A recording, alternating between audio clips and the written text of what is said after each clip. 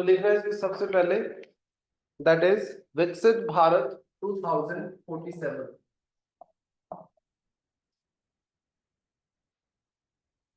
विकसित Bharat 2047।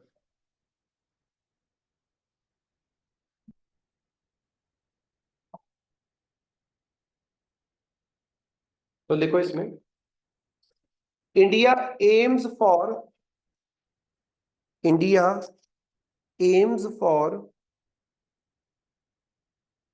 developed nation status.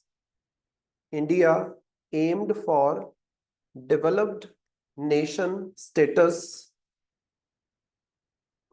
by, भाग कर दी, India aimed for developed nation status by 2047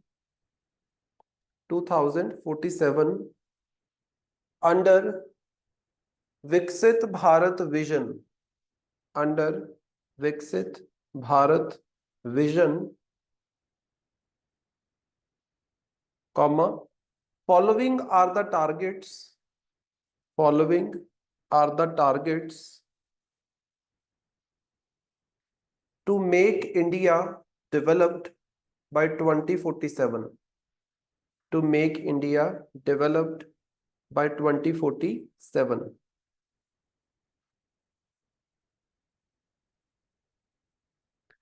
ठीक है। सो कुछ टारगेट्स हैं, अगर हम इनको अचीव कर लें तो हम 2047 तक एक डेवलप्ड नेशन बन सकते हैं, लाइक यूएसए या लाइक चाइना, वैसा हम एक बड़ा कंट्री बन सकते हैं, आप बोल सकते हो। ठीक है। अब ये क्या क्या टारगेट्स है, इसको थोड़ा दिमाग में रखना। नंबर 1 है economic growth, economic growth, economic growth में लिखना achieve a sustained GDP growth, achieve a sustained GDP growth rate of 7 to 8% annually, of 7 to 8% annually। सालाना, हर साल हमारे देश की जो जीडीपी है वो 7 से 8% से बढ़नी चाहिए। अगर लगातार हर साल 7 से 8% से हमारी जीडीपी बढ़ती रहेगी तो 2047 तक हमारे देश की इकोनॉमी इतनी बड़ी हो जाएगी कि आप एक डेवलप्ड नेशन बन जाओगे। ठीक है। Number 2, social equity, social equity, इसमें लिखना eradication of poverty, eradication of poverty, comma, ensure universal health care, ensure universal health care and provide quality education, and provide quality education. So poverty को खत्म करना है आपने, हेल्थ केयर को अच्छा करना है और सब तक पहुंचाना है। यूनिवर्सल मतलब सब तक पहुंचना चाहिए। एंड क्वालिटी एजुकेशन लोगों को प्रोवाइड करनी है, फिर आप 2047 तक एक डेवलप्ड नेशन बन जाओगे। क्योंकि डेवलप होने का मतलब सिर्फ ये नहीं है कि तुम्हारी इकोनॉमी ग्रो कर जाए, डेवलप होने का मतलब ये भी है कि तुम्हारी जनता को एक अच्छा लाइफ का स्टैंडर्ड जो है वो मिलना चाहिए, क्वालिटी लाइफ उनको मिलनी चाहिए। वो कैसे मिलेगी? पॉवर्टी हटा दो, हेल्थ केयर अच्छी फैसिलिटी सबको दो और क्वालिटी एजुकेशन दो। क्वालिटी लाइफ तो फिर ही आएगी, बिना एजुकेशन के क्वालिटी लाइफ कैसे आ सकती है? बिना अच्छे हेल्थ केयर सिस्टम के क्वालिटी लाइफ कैसे आ जाएगी अगर बीमारियों से मरते फिरोगे तो? ठीक है। Number 3, global competitiveness, global competitiveness, इसमें लिखना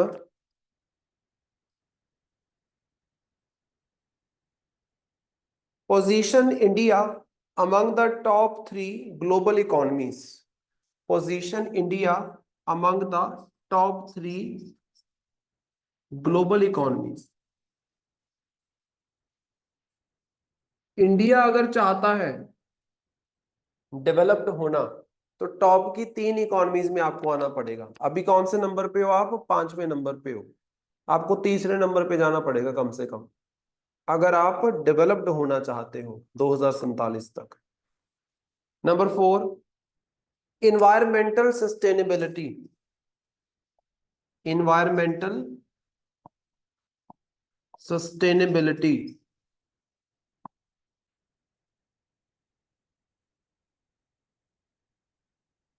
उसमें लिखो attain net zero emission, attain net zero emission by 2070, net zero emission by 2070 while enhancing, while enhancing renewable energy adoption, while enhancing renewable energy adoption।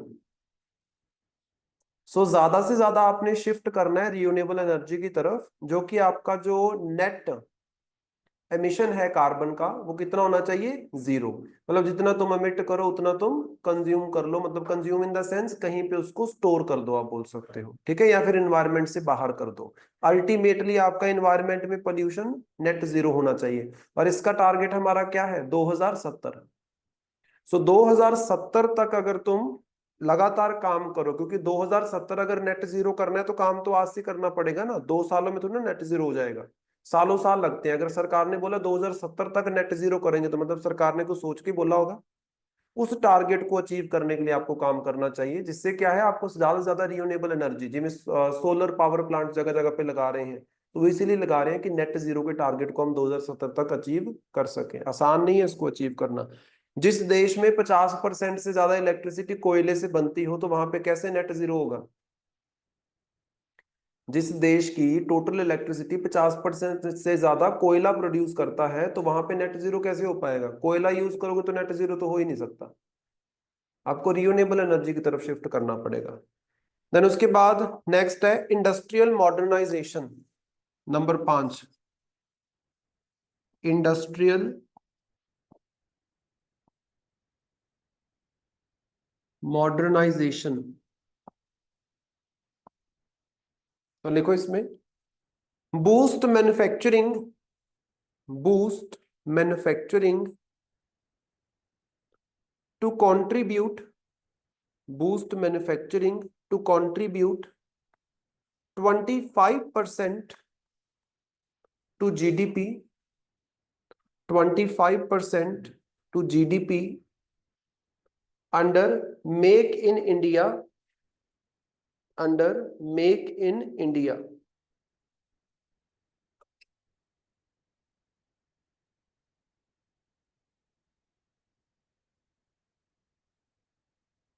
तो आपने क्या करना है, हमारे देश में जो टोटल प्रोडक्शन होती है ना, उसमें कम से कम 25% प्रोडक्शन कहाँ की होनी चाहिए? इंडिया की होनी चाहिए, खुद की।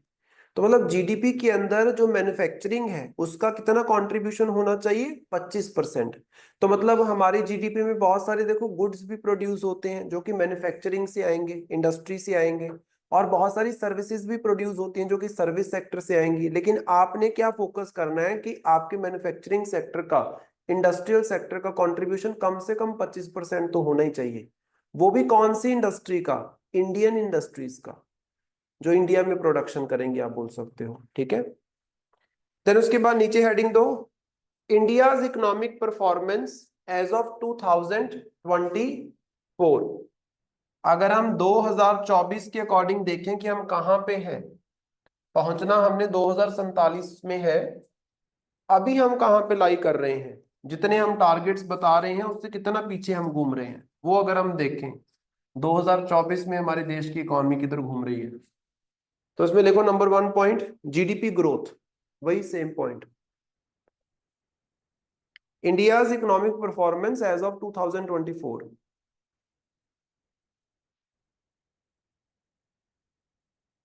सबसे पहले है जीडीपी ग्रोथ, तो इसमें लिखना in the quarter July to September, 2024 in the quarter July to September 2024, the GDP growth rate was 5.4%. The GDP growth rate was 5.4%, below the projection of 7%. Below the projection of 7%. So GDP growth rate हमारा कितना चल रहा है? 5.4%, और हमें चाहिए कितना?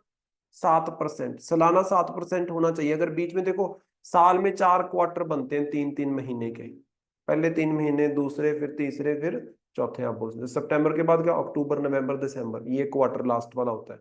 अब ये दिसंबर वाला तो अभी चल ही रहा था उस टाइम पे, तो ये डाटा हमारे पास नहीं होगा, उससे पहले वाला वो बता रहे हैं। तो अगर किसी भी क्वार्टर में आपका ग्रोथ रेट कम होता है, किन्हीं भी 3 महीनों में कम होता है, तो ओवरऑल साल के ग्रोथ रेट के ऊपर इंपैक्ट पड़ेगा। तो यहाँ पे 5.4% है, तो ऑटोमेटिकली सालाना जो है वो 7% बड़ी मुश्किल से हो पाएगा, आप बोल सकते हो। तो मतलब अभी इसके ऊपर हमें काम करने की जरूरत है, क्योंकि तुम्हें लगातार हर साल 7 से 8% ग्रोथ रेट चाहिए, लगातार 2047 तक। और उसमें तुम बोलो कि नहीं, बीच में 4 सालों के लिए मेरा 6% था, 5% था, फिर 2047 तक डेवलप्ड नहीं बन पाओगे। हर साल आपको 7% ग्रो करना है। Number 2, industrial sector. Industrial sector,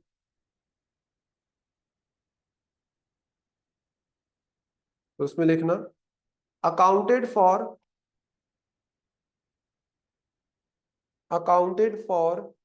27.6%, accounted for 27.6% of gross value added,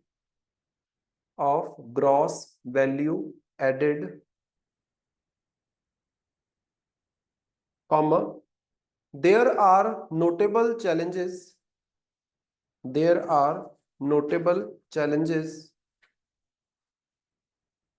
such as record high steel import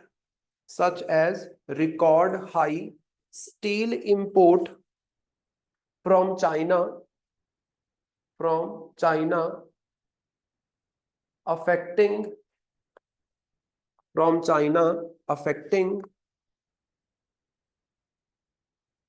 the local industries, तो देखो, ग्रॉस वैल्यू एडेड में मतलब हमारी जीडीपी में वैल्यू एडिशन जो हो रही है, उसमें 27% वैल्यू एडिशन जो है इंडस्ट्रियल सेक्टर कर रहा है। दैट इज ओके, कोई ज्यादा बुरा नहीं है, आप बोल सकते हो, ठीक है। लेकिन प्रॉब्लम क्या है कि आपका जो इंडस्ट्री है, देखो कोई भी प्रोडक्ट बनाना हो, स्टील का इस्तेमाल हर जगह होता है। ऑलमोस्ट हर प्रोडक्ट जो इंडस्ट्रीज बनाती है, इक्विपमेंट्स बनाती है, जैसे गाड़ियां भी बन रही हैं उसमें भी स्टील लगता है, कोई वायर्स बन रही हैं उसमें भी, मतलब वो मेटल यूज होती है बहुत सारी जगहों पे। और दुनिया में सबसे ज्यादा स्टील की प्रोडक्शन चाइना करता है, और इंडिया जो है ये सेकंड लार्जेस्ट कंज्यूमर है स्टील का। After China second largest consumer India है। और प्रोडक्शन में जब तुम देखोगे तो इंडिया सेकंड नंबर पे आता है आफ्टर चाइना। बट अगर इसमें देखा जाए, इंडिया की डिमांड बहुत ज्यादा है स्टील की, तो खुद की प्रोडक्शन से डिमांड पूरी नहीं हो पा रही है। और आप चाइना की सस्ती स्टील जो है वो इंपोर्ट करती हैं बहुत सारी इंडस्ट्रीज, जिससे क्या है, लोकल जो प्रोड्यूस कर रहे थे स्टील, उनकी कोई खरीद नहीं रहा, तो उससे प्रॉब्लम आ रही है आपको। तो मतलब जितना ज्यादा तुम बाहर से इंपोर्ट करोगे स्टील, ऑटोमेटिकली तुम्हारे लोकल बिजनेसमैन को क्या होगा? नुकसान होगा, ठीक है। तो इंडस्ट्रियल सेक्टर की ग्रोथ में एक बहुत बड़ी अड़चन आपको देखने को मिल जाएगी। देन उसके बाद इन्फ्लेशन। अब देखो, इन्फ्लेशन पॉवर्टी को भी लीड करेगी। इन्फ्लेशन से एजुकेशन के ऊपर भी इंपैक्ट होगा। जब महंगी हो जाएगी एजुकेशन तो कैसे कोई ले पाएगा उसको। इन्फ्लेशन से हेल्थ केयर के ऊपर भी इंपैक्ट होगा, जब वो भी महंगा हो जाएगा तो कैसे कोई एक्सेस कर पाएगा। तो लिखना इसमें, द रिटेल इन्फ्लेशन, मतलब जिस रेट पे कंज्यूमर खरीदता है, the retail inflation increased to 6.2%, 6.2% in October 2024, in October 2024, by surpassing the inflation target range by surpassing the inflation target range of 2 से 6%, ऑफ 2 to 6%, 2 से 6%। हमारे यहाँ पे बोला जाता है कम से कम 2% इन्फ्लेशन होनी चाहिए, ज्यादा से ज्यादा 6% होनी चाहिए। 6% से ऊपर जाएगी अगर इन्फ्लेशन तो वो अच्छा नहीं है। और अक्टूबर में इन्फ्लेशन कितनी थी? 6.2%, मतलब उसको सरपास कर गई। So that is not good for the economy, that is not good for the economic health of India. ठीक है, तो ये भी एक बड़ा चैलेंज हमारे लिए बन जाता है। फिर उसके बाद agriculture sector, agriculture sector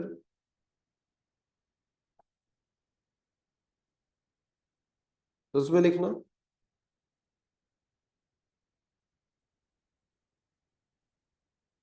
agriculture sector consistently maintained the low growth rate, agriculture sector consistently maintained the low growth rate between 3 to 4%, between 3 to 4%,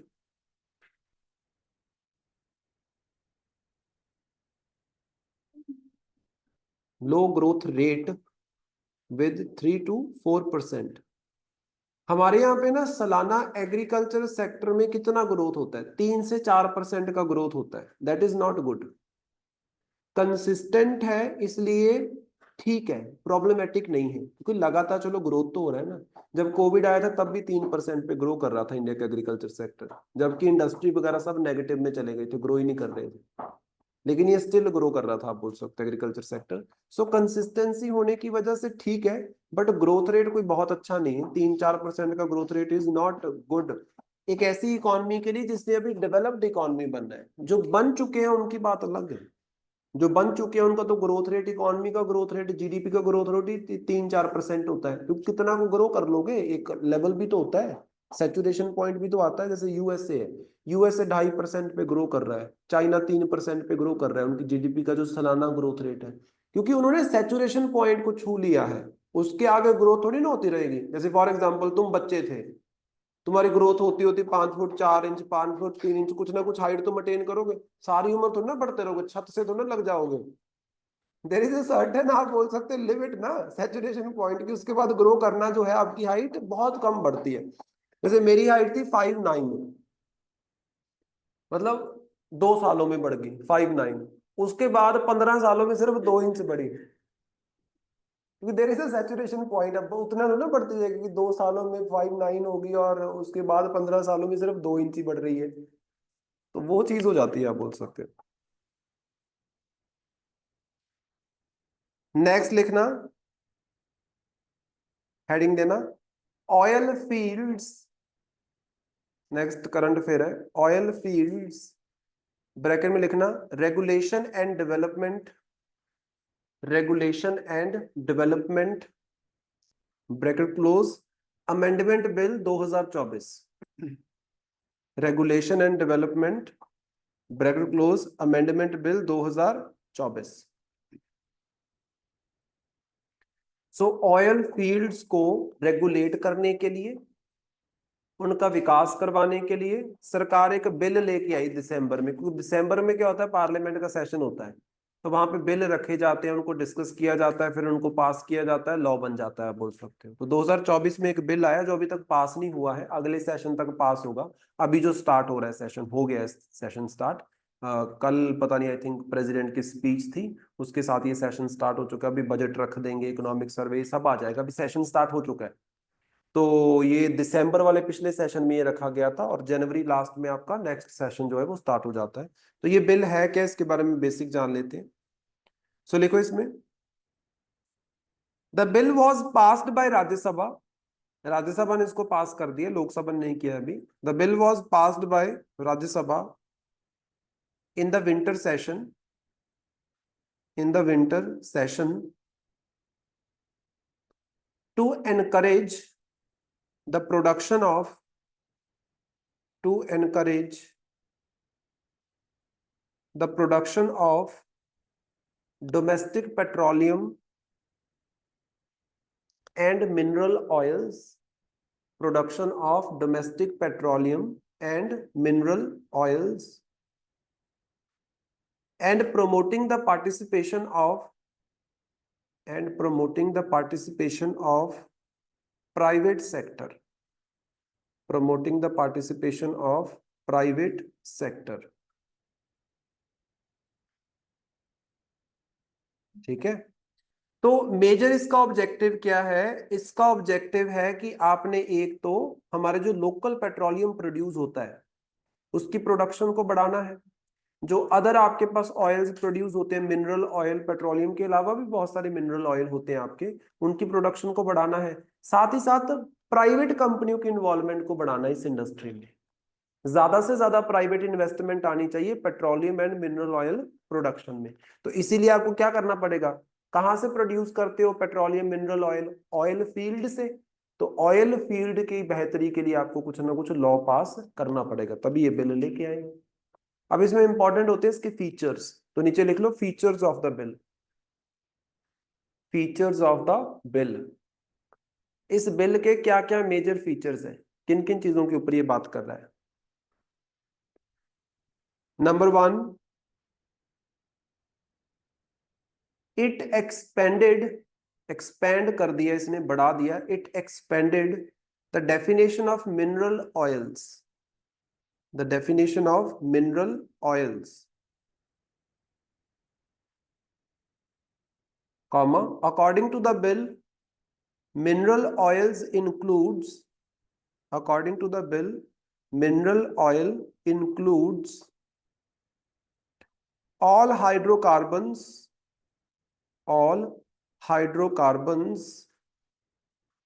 such as natural gas, comma, crude oil, कच्चा तेल जो होता है, crude oil, comma, shale gas, shale SHALE, shale gas, comma, coal bed methane,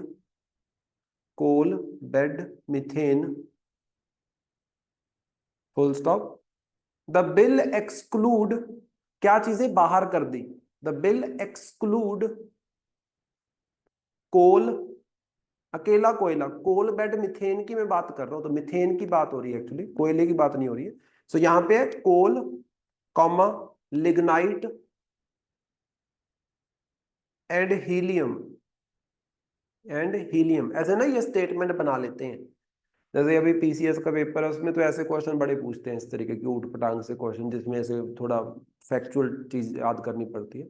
तो इस bill के according जो आपका मिनरल ऑयल होगा, उस मिनरल ऑयल में कौन कौन सी चीजें कवर होंगी? उसमें नेचुरल गैस भी होगा, उसमें क्रूड ऑयल भी होगा, शेल गैस भी होगी, कोल बेड मिथेन भी होगी, ये सब मिनरल ऑयल है। किसको मिनरल ऑयल आप नहीं मानोगे? कोयले को नहीं मानोगे, लिग्नाइट को नहीं मानोगे एंड हीलियम को नहीं मानोगे। तो मान लो वहां पे स्टेटमेंट देने की according to the recent bill helium, coal and this are considered as under the definition of mineral oil, तो स्टेटमेंट गलत हो जाएगी। हाँ, ऐसे क्वेश्चन पूछते हैं PCS में, तो खासतौर पे पूछते हैं गंदे गंदे क्वेश्चन। तो यही तो करना होता है।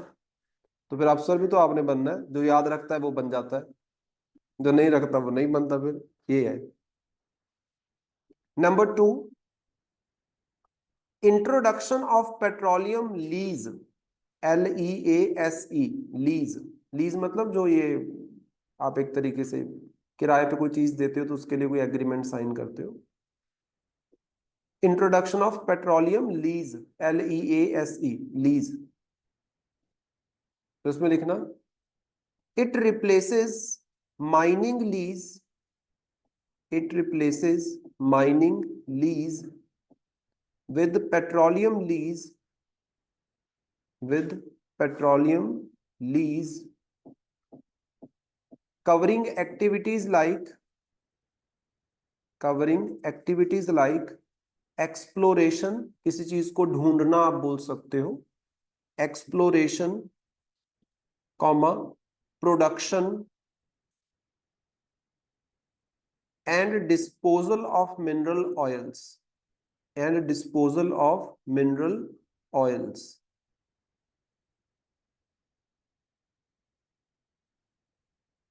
Full stop. The existing lease remain valid. जो ऑलरेडी आपने लीज साइन कर रखा है तो वो चलेगा, लेकिन जो नया होगा उसको आप मिनरल लीज ना बोल के क्या बोलोगे, पेट्रोलियम लीज बोलोगे। ठीक है। जैसे मैं किसी को किराए पे कोई चीज दूं तो उसके साथ क्या करूंगा, एक एग्रीमेंट साइन करूंगा, that will be called as the lease. तो ये जो अलग अलग कंपनियों को लीज दी जाती है, साइन की जाती है, उनके साथ आप बोल सकते हो कि अगले इतने सालों के लिए यहाँ पे पेट्रोलियम आप प्रोड्यूस करोगे, तो उसको पहले बोलते थे मिनरल लीज, अब उसको बोल रहे हैं पेट्रोलियम लीज। तो मतलब पेट्रोलियम प्रोडक्शन के ऊपर ध्यान ज्यादा है। मिनरल में तो सब कुछ ही आएगा, पेट्रोलियम भी आएगा, लेकिन बाकी चीजें भी आएंगी। अब खास तौर पे उसको कर दिया पेट्रोलियम लीज। उसमें क्या होगा, पेट्रोलियम की सोर्सेज को ढूंढना, वहां से पेट्रोलियम प्रोड्यूस करना, उसको आगे रिफाइन करना, ये सारी चीजें उसमें कवर हो जाएगी। ठीक है। Number 3, decriminalisation of offences. Decriminalisation of offences.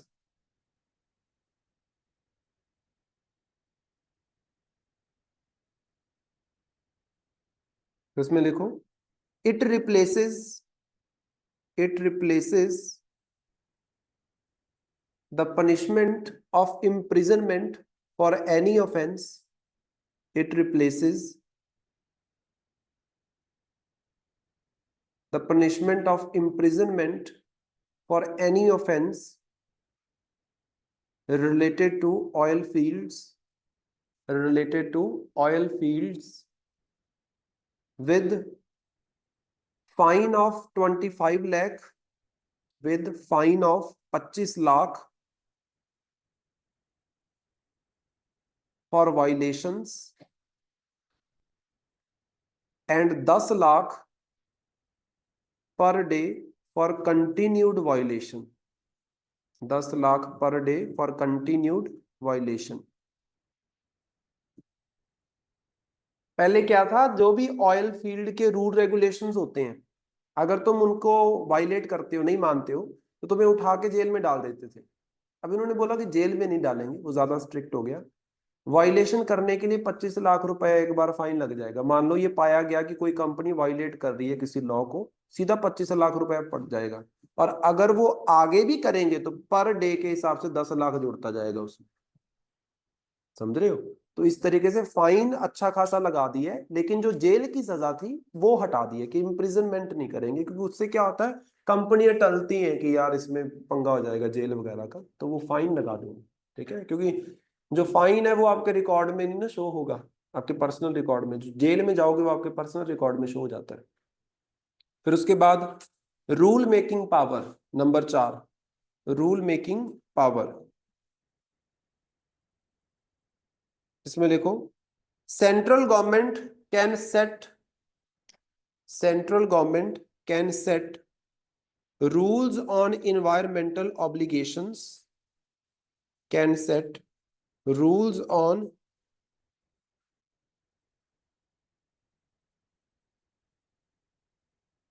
rules of rules on environmental obligation, comma, emission reduction, emission reduction,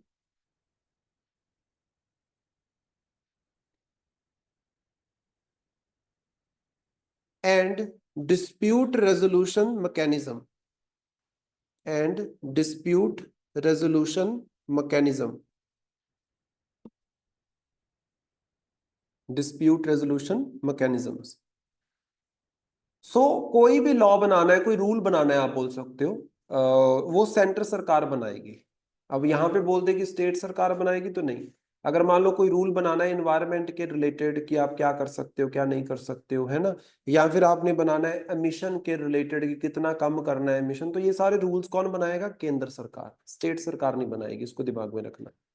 last है एडजुडिकेशन मैकेनिज्म, ADJUDICATION,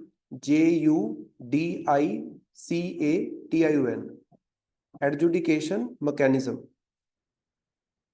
एडजुडिकेट करना मतलब कोई मसला तुम्हारा खड़ा हो गया, उसको रिजॉल्व करना कोर्ट में ले जाके। कोर्ट में जाके जब उसको करते हैं उसको बोलते हैं एडजुडिकेट करना, मतलब अपने मसले को कोर्ट में जाके सुलझाना।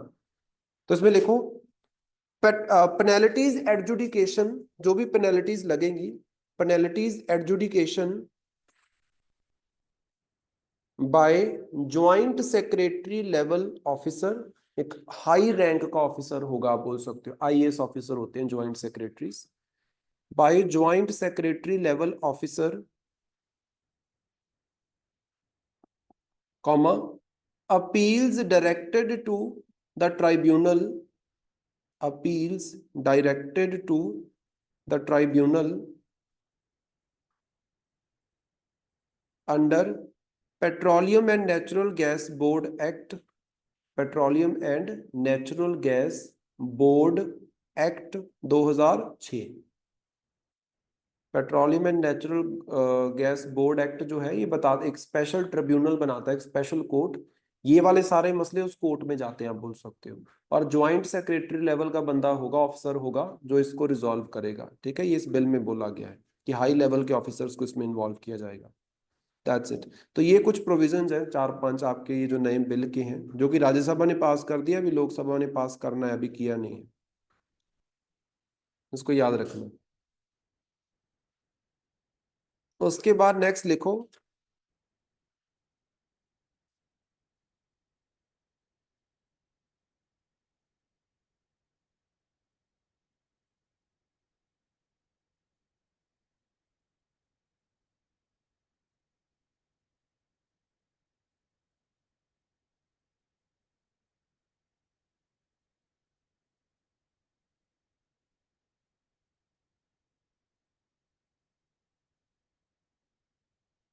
नेक्स्ट लिखो, India's digital infrastructure, India's digital infrastructure, India की जो डिजिटल इंफ्रास्ट्रक्चर है वो किस तरीके से परफॉर्म कर रही है, कितनी की डिजिटल इंफ्रास्ट्रक्चर हमारे यहाँ पे बन चुकी है। डिजिटल इंफ्रास्ट्रक्चर में ये सब आता है, जो आप यूपीआई वगैरह यूज करते हो ना, उस सबको बोल देते हैं डिजिटल इंफ्रास्ट्रक्चर। तो लिखो इसमें, India's digital infrastructure has transformed, India's digital infrastructure has transformed significantly in the recent years। तुम्हें भी दिख रहा है कि पिछले 4-5 सालों में कितना बड़ा बदलाव आया है, सब कुछ ऑनलाइन हो गया है हमारा।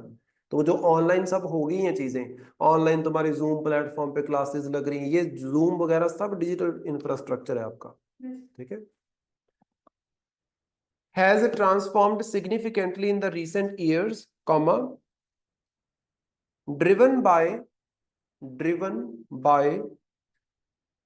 initiatives like क्लाउड कंप्यूटिंग, जो ऑनलाइन डाटा स्टोर करते हो तुम, क्लाउड कंप्यूटिंग, कॉमा एआई, जो ये चैट जीपीटी वगैरह सब ये क्या है, AI, artificial intelligence, and digital governance, जो सरकार ऑनलाइन स्कीमों के लिए एनरोल करती है, डायरेक्ट बेनिफिट ट्रांसफर देती है, ये सब क्या है, सरकार शासन कर रही है डिजिटल तरीके से, आप बोल सकते हो digital governance. With platforms like, कुछ प्लेटफॉर्म्स हैं जिसका इस्तेमाल किया जाता है हमारे देश में डिजिटली हर एक चीज करने के लिए। With platforms like Aadhaar, Aadhaar, comma UPI, unified payment interface जिसको बोलते हैं UPI, then digi locker, online अपने डॉक्यूमेंट वगैरह सारे रख सकते हो आप, डिजी लॉकर, एक्सेट्रा एक्सेट्रा। तो मतलब हमारे देश का जो डिजिटल इंफ्रास्ट्रक्चर है, जो डिजिटल फैसिलिटीज हैं, जो डिजिटल प्लेटफॉर्म्स हैं, जबरदस्त तरीके से वो आगे बढ़े हैं पिछले 4-5 सालों में। अब इसका डाटा आपको थोड़ा पता होना चाहिए। ये प्री में भी हेल्प कर जाएगा, मेंस में भी हेल्प कर जाएगा आंसर्स लिखने में। कैसे? तो नीचे लिखो फिर, important facts about digital infrastructure, important facts about digital infrastructure. So India के डिजिटल इंफ्रास्ट्रक्चर के कुछ इंपॉर्टेंट फैक्ट्स। नंबर 1, आधार, आधार के बारे में, आधार ऐसे लिखते, डबल ए आता है, आधार। सो लिखो इसमें, it is world's largest digital identity system, मतलब दुनिया में सबसे ज्यादा आइडेंटिटी प्रूफ जो है, जो इस्तेमाल किया जा रहा है, वो क्या है? आधार कार्ड, क्योंकि हमारी पॉपुलेशन ही बहुत ज्यादा है। It is world's largest digital identity system with 138.34 crore, 138.34 crore. Total population अपनी कितनी है? 144 करोड़। 138.34 करोड़ एनरोलमेंट्स। सो हमारे देश की टोटल पॉपुलेशन में से 144 करोड़ में से 138.34 करोड़ लोगों का आधार कार्ड बना हुआ है। तो मतलब क्या है? ऑलमोस्ट हमारी सारी पॉपुलेशन की आइडेंटिटी प्रूफ ऑनलाइन अवेलेबल है, आप बोल सकते हो। तो सरकार के लिए आसान हो गई ये चीज, ये बहुत ज्यादा ऑथेंटिसिटी बढ़ गई है, आप बोल सकते हो। ठीक है। नंबर 2 है यूपीआई। यूपीआई को बोलते हैं यूनिफाइड पेमेंट इंटरफेस। एक बार एक पेपर में सीडीएस का पेपर था, उसमें इसकी फुल फॉर्म ही पूछी हुई थी, यूनिफाइड पेमेंट इंटरफेस। तो इसमें लिखना, it facilitates digital payments, it facilitate digital payments with more than 24,000 crore transactions, with more than 24,000 crore transactions,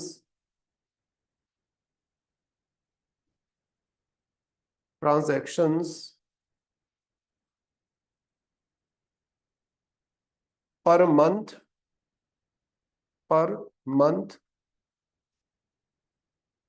bracket में लिख लेना, as of June 2024, as of June 2024 24,000 crore transaction UPI का इस्तेमाल करके की जा रही है प्रति महीना, आप बोल सकते हो। अगर हम जून 2024 का डाटा देखें तो हमारे देश की जनता की पॉपुलेशन है कि 144 करोड़, और ट्रांजैक्शंस कितने हुए हैं? 24,000 करोड़ ट्रांजैक्शंस। तो मतलब कितने गुना ज्यादा ट्रांजैक्शंस हुए हैं, तो मतलब जनता बहुत इस्तेमाल कर रही है इसको, राइट। उसके बाद है digi locker. Digi locker,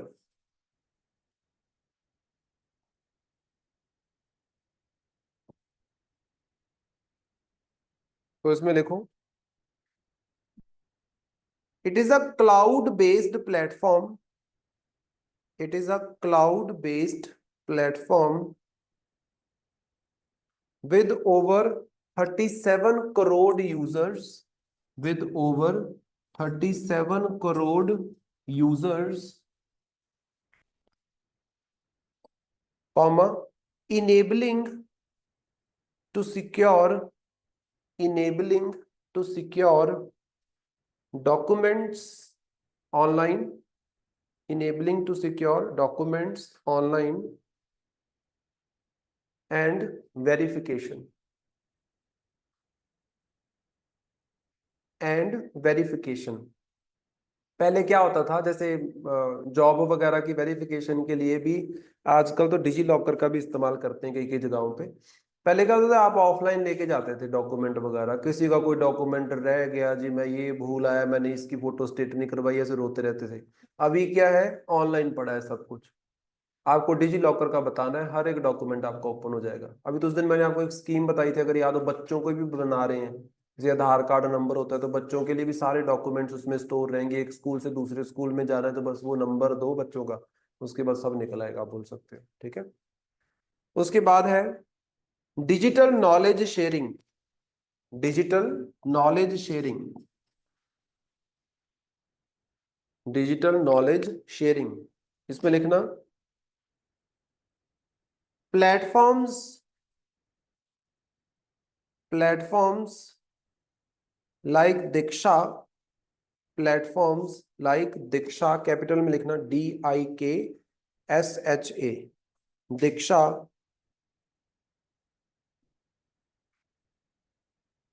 bracket में लिख सकते हो इसकी full form,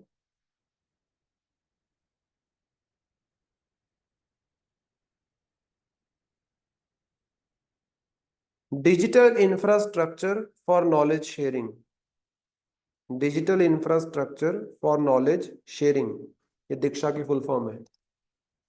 digital infrastructure for knowledge sharing. Platforms like Diksha, bracket close कर देना, हैज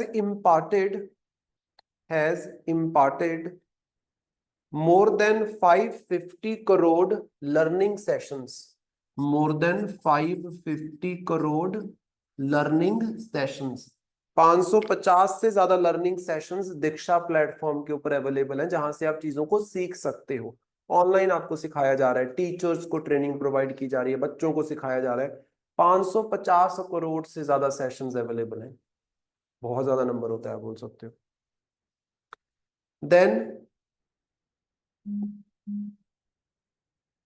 हेडिंग देना, leading apps of India's digital revolution. Leading apps जो एप्लीकेशंस होती हैं आपकी, leading apps of India's digital revolution. कौन कौन सी इंपॉर्टेंट आपके पास एप्स हैं जो कि डिजिटल रेवोल्यूशन में हेल्पफुल है? सबसे पहले है उमंग, उमंग app.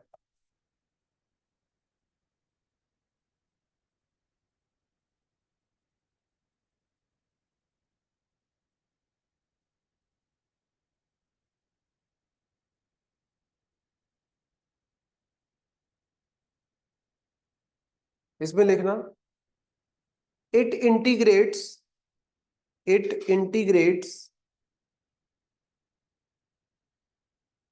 2077 services, 2077 services from 207 departments, from 207 departments on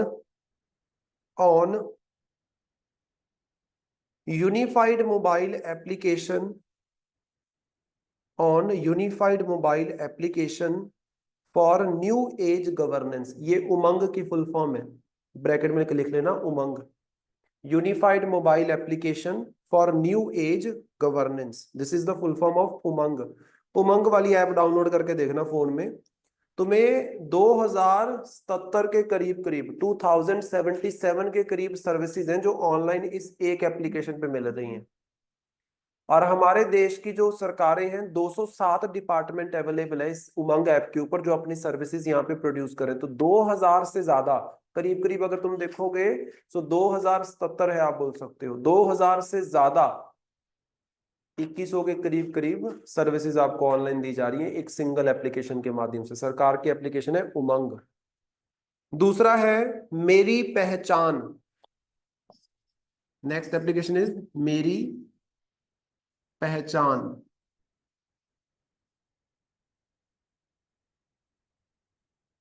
इसमें लिखो,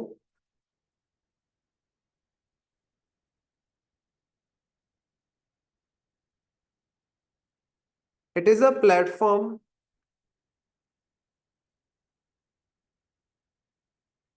it is a platform with 132 crore transactions, with 132 crore transactions,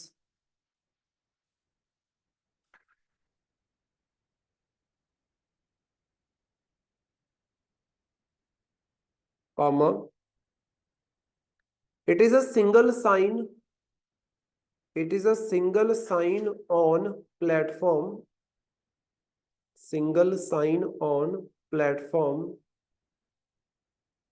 that allow users, that allow users to access multiple government applications, to access multiple government applications with a single login। एक बार login करना है, आगे बहुत सारी सरकार की apps को आप इसी ऐप के माध्यम से यूज कर सकते हो। हर जगह आपको जगह जगह पे लॉगिन करने की जरूरत नहीं है, to access multiple government applications with a single login. ये जो लिखा है ना SSO, that is single sign on, उसका मतलब यही होता है कि आपने एक ऐप पे साइन इन किया, उसके आगे बहुत सारी सरकार की एप्लीकेशन उसी एप्लीकेशन से आप यूज कर सकते हो। तो बार बार साइन इन करने की, आईडी बनाने की जरूरत नहीं है, एक बार ही आईडी बनानी पड़ती है, मल्टीपल एप्लीकेशन यूज कर सकते हो। फिर उसके बाद है API Situ. API Situ. API Situ.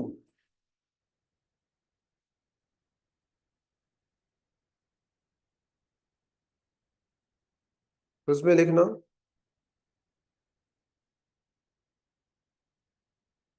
Application programming interface. Application programming interface Situ, ये फुल फॉर्म है इसकी। Application programming interface Situ is a platform,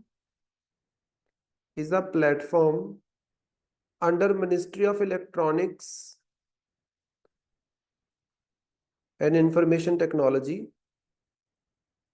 under ministry of electronics and information technology, comma, it enables the sharing of information, it enables the sharing of information and data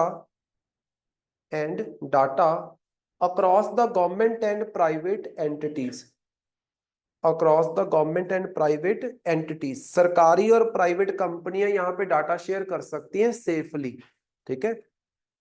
government and private entities, comma, there are over 6,000, there are over 6,000 API supporting, API supporting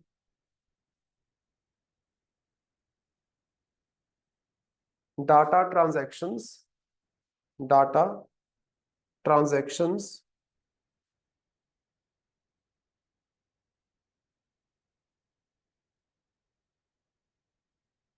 bracket में लिख लेना 312 crore transactions, 312 crore transactions.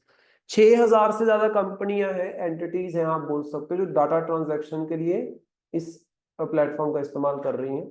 और कितनी बार data transact हुआ है? 312 करोड़ बार हुआ है, तो मतलब बहुत अच्छा है।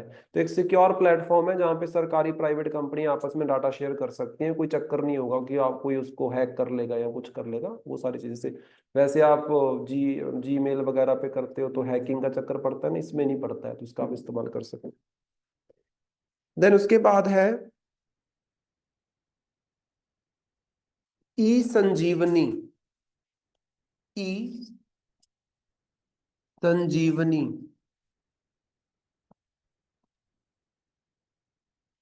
तो उसमें लिखो it is a telemedicine platform. E लग गया तो मतलब online. It is a telemedicine का मतलब यही होता है कि ऑनलाइन है। It is a telemedicine platform improving the healthcare access, improving the healthcare access with over 12.4 crore transactions, consultations, transaction मत लिखना, with over 12.4 crore consultations.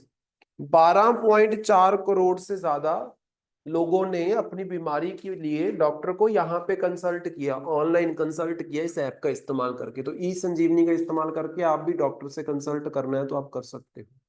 Online telemedicine का प्लेटफॉर्म है, डॉक्टर आपको प्रिस्क्रिप्शन भी देगा, वो मेडिसिन आप ले सकते हो अपनी बीमारी बता के, ऑनलाइन, कहीं जाने की जरूरत नहीं है। और कोविड के टाइम पे ये बड़ी चली थी, आप बोल सकते हो, उसी टाइम पे इसको लॉन्च किया गया था, ठीक है। हाँ, फार्म इजी भी ऐसे ही है, वो तो प्राइवेट एप्लीकेशन होगी ना, सरकारी नहीं है ना, ये सरकारी है ई संजीवनी। देन उसके बाद नेक्स्ट करंट अफेयर पे चलते हैं।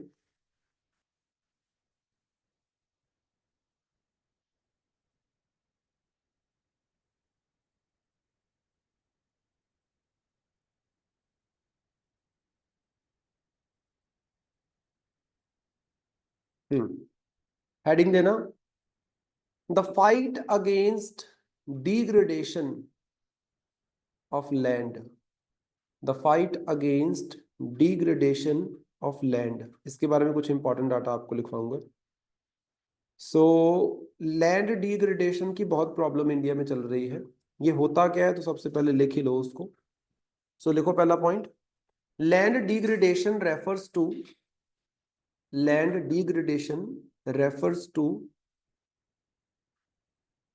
decline in the decline in the biological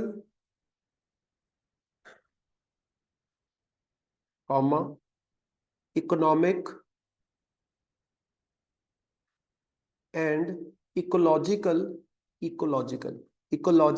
productivity of the land due to unsustainable practices,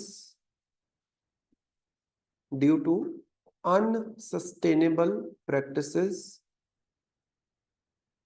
comma deforestation,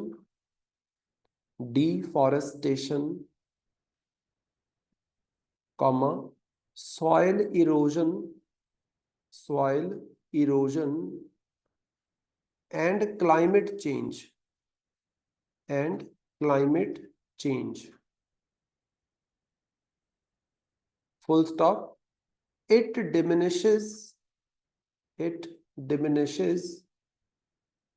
the capacity of land, it diminishes the capacity of land to provide essential services, to provide essential services like food, water, etc.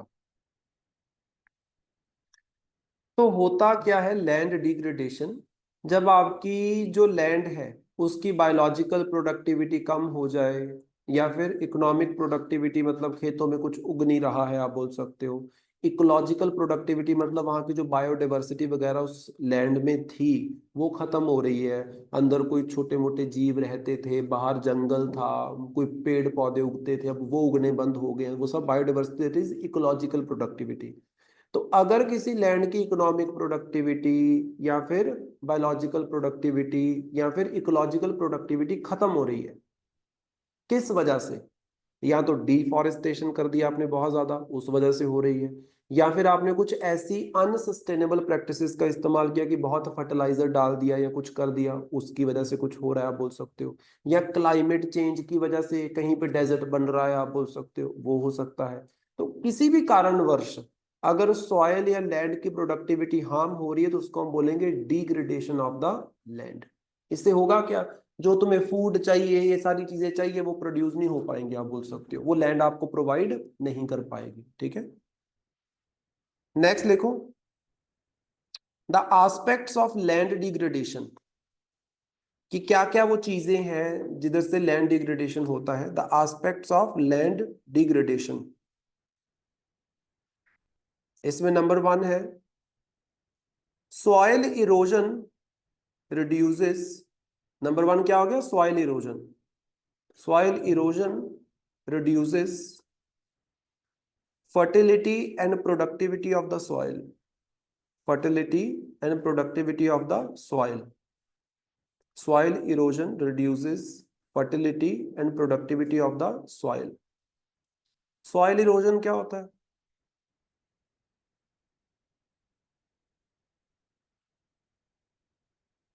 what is soil erosion?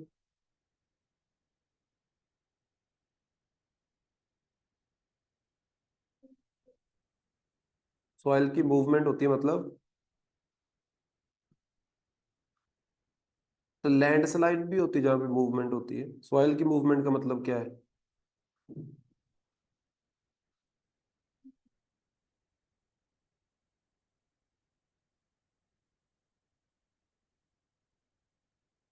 Erosion का मतलब क्या होता है?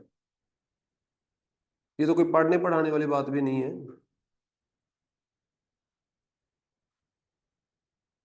तुमने तो पूरी ecology पढ़ रखी है, ज्योग्राफी पढ़ रखी है। बताओ फिर सॉइल इरोजन क्या होता है।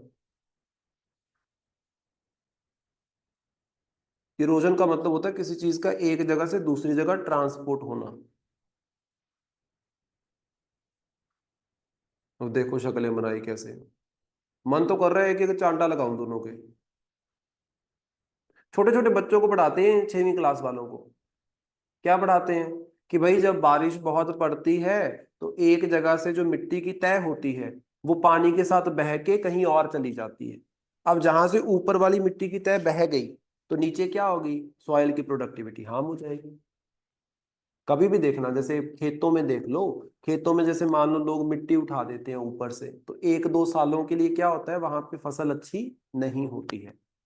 उसका कारण क्या होता है, जो सारे का सारा आपका मिनरल वगैरह पड़ा होता है, अच्छा जो फर्टिलिटी को बनाता है वो सब ऊपर वाली तह में होता है। जब पानी की वजह से, हवा की वजह से सॉइल की तह ऊपर से उड़ के या बह के कहीं और जा रही है, that is called as soil erosion. जब बारिशें बहुत पड़ती है तो सॉइल इरोड हो जाती है, मतलब सॉइल एक जगह से बह के दूसरी जगह चली जाती है, दैट इज इरोजन। बच्चों वाली बात है ये, ऐसी शक्लें बना लेते हैं आगे से।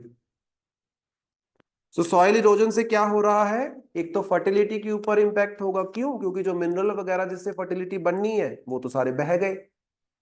और दूसरा क्या, फर्टिलिटी नहीं है तो प्रोडक्टिविटी होगी, आंसर इज नो। अब जब फर्टिलिटी खत्म हो रही है, प्रोडक्टिविटी खत्म हो रही है, तो इसको हम क्या बोलेंगे, लैंड डिग्रेडेशन। अब चक्कर क्या है, जैसे पहाड़ों में या फिर प्लेन एरियाज में भी, ढलान वाले एरियाज में, अगर तो आपने ना बहुत सारे पेड़ पौधे लगा रखे हैं, तो जब वो बारिश पड़ेगी तो वो पानी अपने साथ मिट्टी को खींच के नहीं लेके जाएगा, क्योंकि उस मिट्टी को जकड़ के रखता है कौन, पौधे की जड़ें। उसके जो रूट्स होते हैं उसको जकड़ के रखते हैं।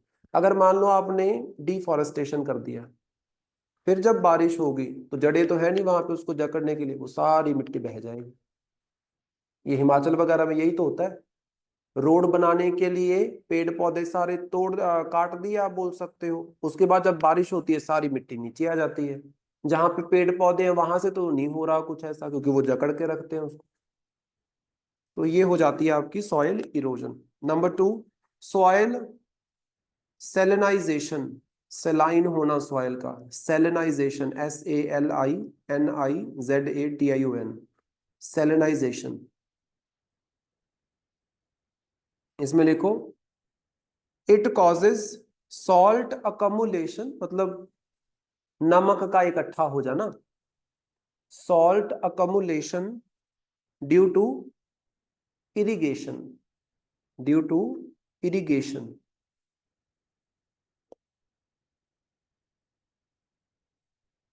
ठीक है। तो सॉइल सेलेनाइजेशन का मतलब क्या है कि जैसे फॉर एग्जांपल आप किसी जमीन में ऐसा पानी लगा रहे हो सिंचाई के लिए जिस पानी के अंदर सेलिनिटी बहुत ज्यादा है, नमक की मात्रा बहुत ज्यादा है। जब वो पानी उस मिट्टी में आप लगाओगे, खेत में लगाओगे, कुछ पानी नीचे चला जाएगा, कुछ पानी इवेपोरेट हो जाएगा। ना तो जो आपका सॉल्ट है वो नीचे जाएगा, ना वो इवेपोरेट होगा, वो उस सॉइल के ऊपर एक लेयर बना लेगा, वाइट लेयर कई बार मिट्टी के ऊपर दिख भी रही होती है सीधी सीधी, दैट इज सॉइल सेलेनाइजेशन। क्या वैसी मिट्टी के अंदर कोई प्रोडक्टिविटी होगी, कोई क्रॉप हो पाएगी, आंसर इज नो। वो तो फिर बंजर जमीन होगी ना। तो that will be called as land degradation. कई बार क्या होता है कि मान लो आपका एरिया है, खेत है, कई खेतों में आपने देखा होगा कि जिस एरिया में बारिशें ज्यादा पड़ती हैं या जिस एरिया में कोई नदियां नदियां बहती है ना, तो आसपास के खेतों में वैसे ही पानी खड़ा रहता है। वो पानी कहाँ से आ रहा होता है, नीचे से। जो नीचे वाला वाटर टेबल होता है वो बहुत अप हो जाता है, अपने आप ही खेत के अंदर नीचे से पानी आना स्टार्ट हो जाता है। अब मान लो उस मिट्टी के अंदर थोड़ा बहुत नमक प्रेजेंट था नीचे, जब नीचे से पानी ऊपर आएगा वो क्या करेगा, अपने साथ नमक को घोल के ऊपर ले आएगा। फिर पानी तो हो सकता है सीप इन हो जाए या फिर इवेपोरेट हो जाए, लेकिन वो जो नमक बाहर आ गया है वो ऊपर लेयर बना लेगा, वाइट दिखेगी ऊपर से पूरी सॉइल। तो उससे भी क्या होगा, land degradation. Number 3, desertification. Desertification, तो उसमें लिखना, due to the deficiency of water, due to the deficiency of water the fertile land turns into a desert. The fertile land turns into a desert. Desert का मतलब क्या होता है? जहां पे पानी की कमी हो उसको बोलते हैं desert. Simple definition, an area with deficiency of water is called as desert, as simple as that. Desert बनने के पीछे सबसे बड़ा कारण जो है वो यही रहता है। अब मान लो किसी एरिया में पानी जो है वो खत्म हो रहा है, तो ऑटोमेटिकली उस खेत में पानी नहीं लग पाएगा, उस मिट्टी में पानी की कमी होगी। पानी की कमी है तो क्या वहां पे पौधे उगेंगे? क्या वहां पे जीव जंतु जितने पहले रहते थे उतने रह पाएंगे? Answer is no. देख लो थार डेजर्ट को, कितने के पौधे उगते हैं और कितने के जीव जंतु रहते हैं। रेयरली कहीं कहीं पे कोई कोई ट्री आपको देखने को मिलता है। तो वो क्या हो जाता है? डिजर्टिफिकेशन। डिजर्टिफिकेशन अगर होगी मतलब एक उपजाऊ जमीन डेजर्ट में कन्वर्ट होगी, तो वो भी क्या हो जाएगा? Land degradation. Then number 4, loss of vegetation. जो पेड़ पौधे किसी जमीन पे थे वो आपने काट दिए या फिर खराब हो गए, जंगल को आग लग गई, एनीथिंग, लॉस ऑफ वेजिटेशन। तो उसमें लिखना, it destabilises the soil, it destabilises the soil, comma, increase its increase its chances to get eroded, increase its chances to get eroded। ठीक है। सो अगर हम बात करें सॉइल इरोजन की, तो मैंने बोला, क्या बोला आपको? अगर जंगल काट दोगे तो मिट्टी सारी बह जाएगी। जंगल मतलब वेजिटेशन। तो इससे क्या होता है? सॉइल पूरी की पूरी डिस्टेबलाइज हो जाती है। जिन एरिया में जंगलों को काटा जाता है नीचे वाली सॉइल बर्बाद हो जाती है, आप बोल सकते हो। तो वो भी अगर आप करोगे, वेजिटेशन लॉस भी होगा, तो उससे भी क्या हो जाएगा? आपका लैंड डिग्रेडेशन हो जाएगा। पांचवा पॉइंट लिख सकते हो, pollution and climate change. Pollution and climate change. तो इसमें लिखना, chemical and other waste contaminants, chemical and other waste contaminants, contaminants, contaminants, contaminants degrade the soil and water resources, the soil and water resources, comma, changing climate also contribute to it, changing climate also contribute to it। अब जैसे for example, एक मिट्टी है, एक area है, एक land है, जहां पे इंडस्ट्री अपना गंदा पानी फेंक रही है। उस पानी के अंदर बहुत सारे पोल्यूटेंट्स होंगे, वो उस सॉइल की धज्जियां उड़ा देंगे। वहां पे रहने वाले सारे जीव जंतु खत्म हो जाएंगे, आप बोल सकते हो, पेड़ पौधे खत्म हो जाएंगे और वहां पे कुछ उगेगा भी नहीं, तो पूरा बर्बाद हो जाएगा। तो अगर पोल्यूशन ऐड होता है लैंड में, तो उससे भी क्या हो जाता है? सॉइल पोल्यूशन जिसको हम बोलते हैं। तो उससे क्या होगा? लैंड डिग्रेडेशन ही तो होगा, आप बोल सकते हो। ठीक है। और क्लाइमेट चेंज इसमें और ज्यादा हेल्प करता है। कैसे हेल्प करता है? क्लाइमेट चेंज की वजह से कहीं पे तो सूखा पड़ रहा है, कहीं पे फ्लड आ रहे हैं।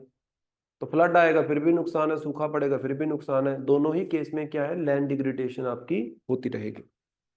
नेक्स्ट लिखो, present status of land degradation. Heading सी बना लो, present status of land degradation.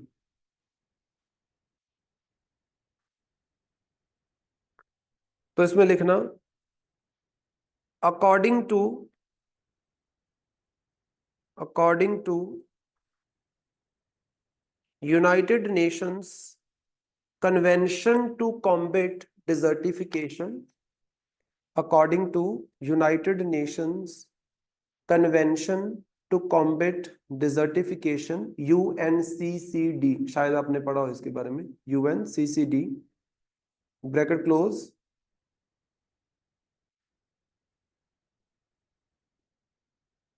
Around 15 million square kilometre 15 million square kilometre land globally went to degradation globally went to degradation and it is growing by 1 million square kilometer and it is growing by 1 million square kilometer per year per year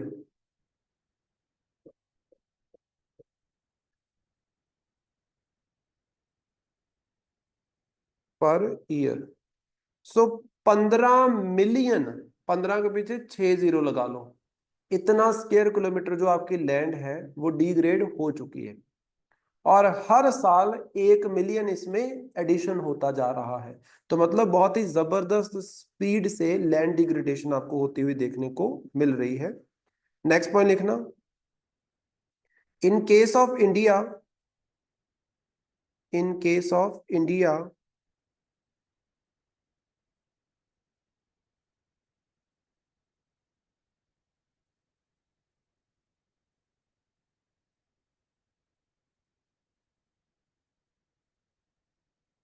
97.85 million hectares, 97.85 million hectares, वो 15 million square kilometre है, वो बहुत बड़ा हो जाता है। ये सिर्फ मैं हेक्टेयर्स की बात कर रहा हूँ कि इतने हेक्टेयर, 97.85 मिलियन हेक्टेयर्स, ब्रैकेट में लिख लेना 29.7%,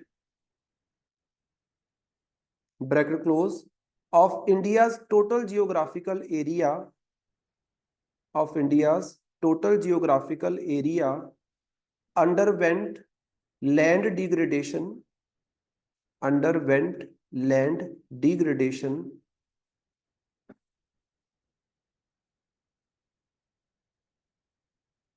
comma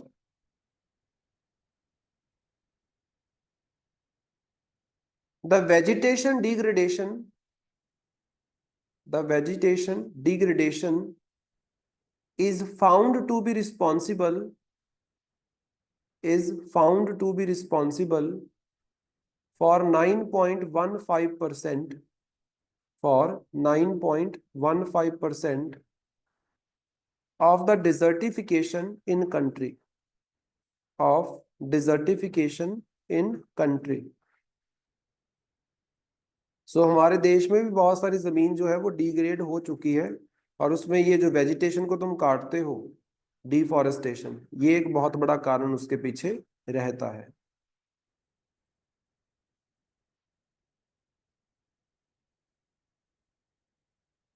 ठीक है, इसको याद रखना।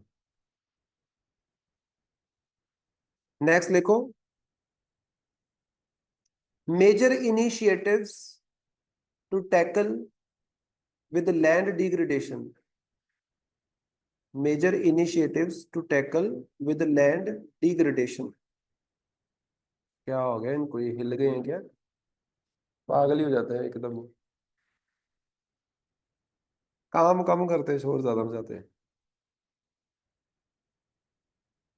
सो लिखो इसमें सबसे पहले UNCCD, that is United Nation Convention on Combating Desertification, UNCCD 1994, 1994 इसमें लिख लेना, it is a legally binding framework, this is important to know कि लीगली बाइंडिंग है, it is a legally binding framework to address desertification and land degradation, to address desertification and land degradation।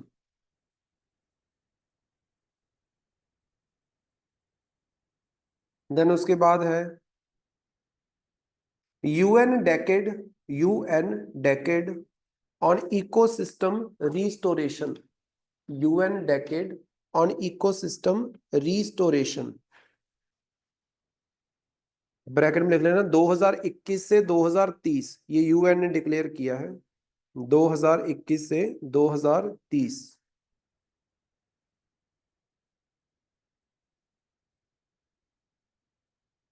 2021 से 2030। इसमें लिखो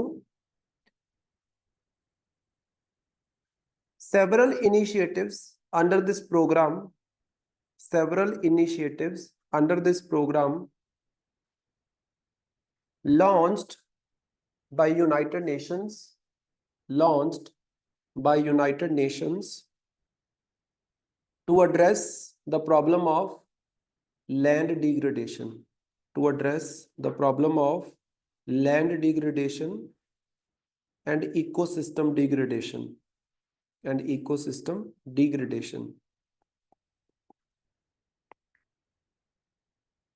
तो ये पूरा जो 10 साल का डेकेड है हमारे पास, ठीक है, इस पूरे डेकेड में यूएन काम करेगा इसके, यूएन काम करेगा इसके रिलेटेड। फिर है ग्लासगो डेक्लेरेशन।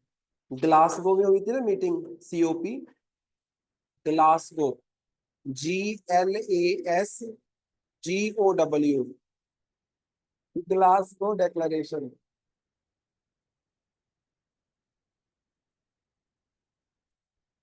दो 2021। ग्लासगो पड़ता है आपका यूके में।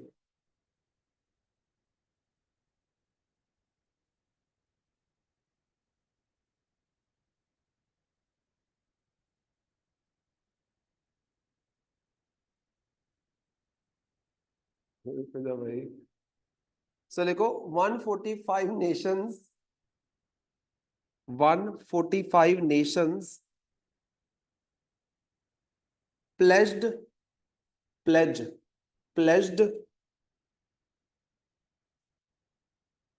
to tackle the problem of deforestation, pledged to tackle the problem of deforestation by 2030। जो ये डिफॉरेस्टेशन बहुत ज्यादा हो रही है, इस प्रॉब्लम को रिजॉल्व करने के लिए 145 कंट्रीज ने प्लेज लिया है। कब तक डिफॉरेस्टेशन को खत्म करना है? 2030 तक, ठीक है।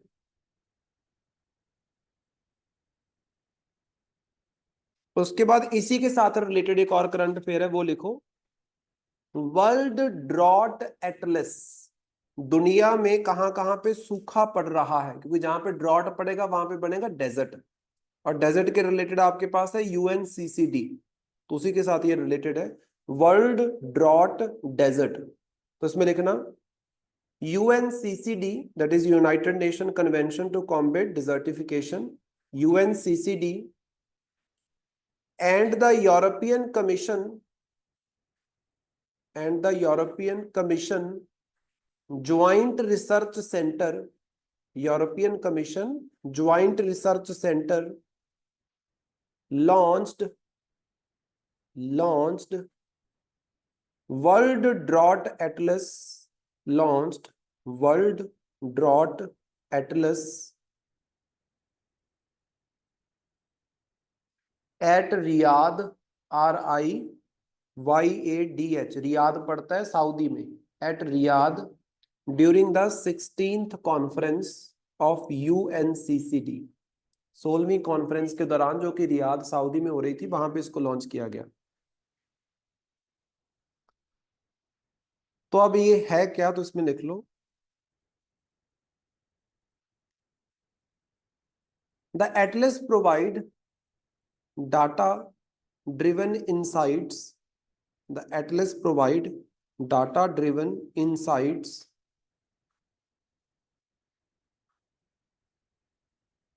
and guidelines to combat, and guidelines to combat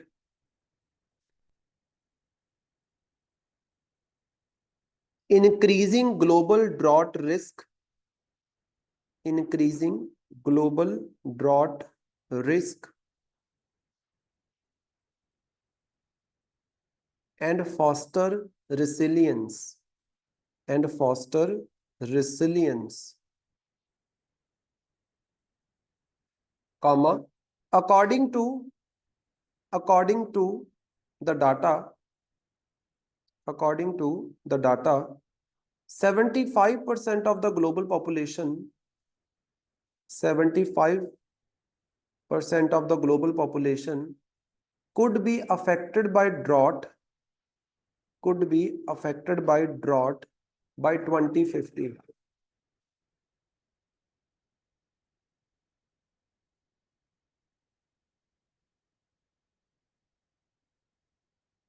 By 2050.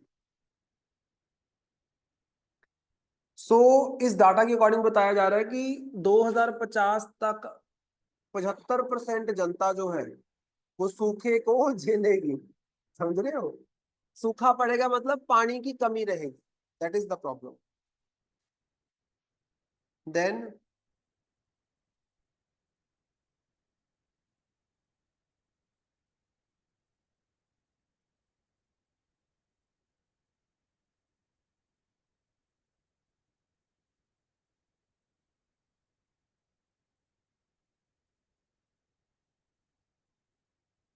several regions of North America, Central America, North America, Central America, South America, Europe, Africa,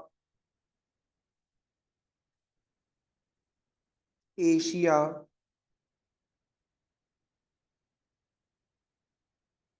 are highlighted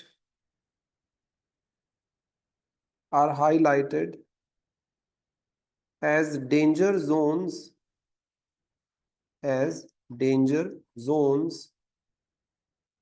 with more chances of drought. अच्छा खासा सूखा पड़ने के chances आपको दिख रहे हैं। ठीक है।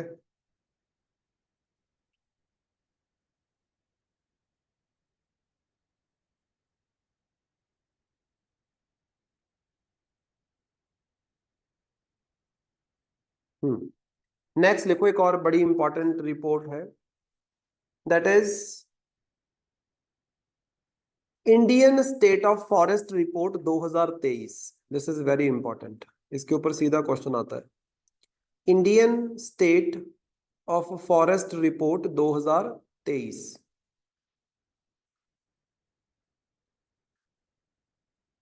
तो उसमें लिखना, the union ministry for environment, forest and climate change, the Union Ministry for Environment, Forest and the Climate Change at Forest Research Institute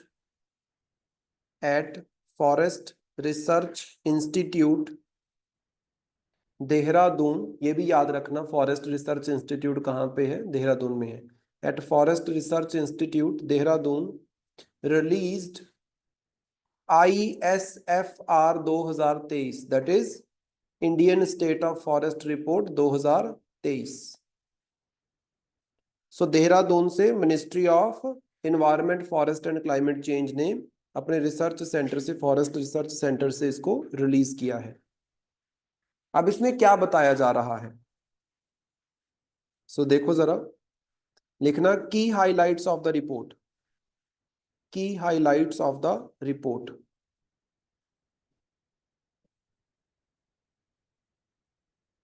तो लिखो इसमें,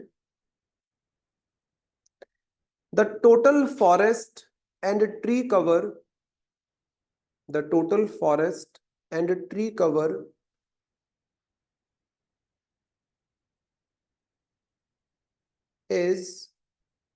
is more than 8 lakh square kilometer, is more than 8 lakh square kilometer,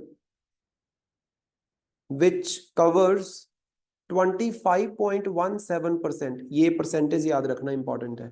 which covers 25.17% of the total geographical area of India, of the total geographical area of India। तो मतलब पहले से बढ़ गया है फॉरेस्ट में, पहले 24% था, अभी 25.17% हो गया।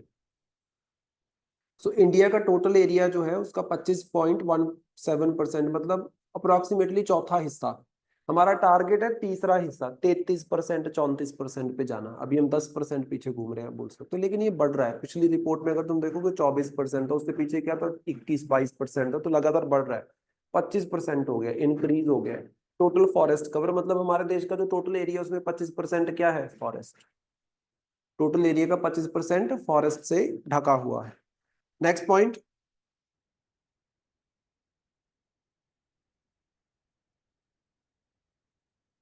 The total forest cover is 21.76%. The total forest cover is 21.76%, whereas the total tree cover, जैसे अभी चंडीगढ़ में कितना पौधे लगे हुए हैं सड़कों के साइडों पे, ये फॉरेस्ट थोड़ी है।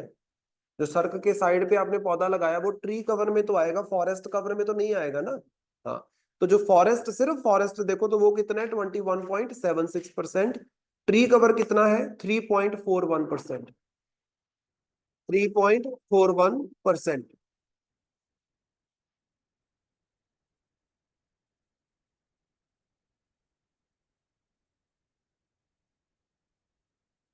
देन उसके बाद लिखो,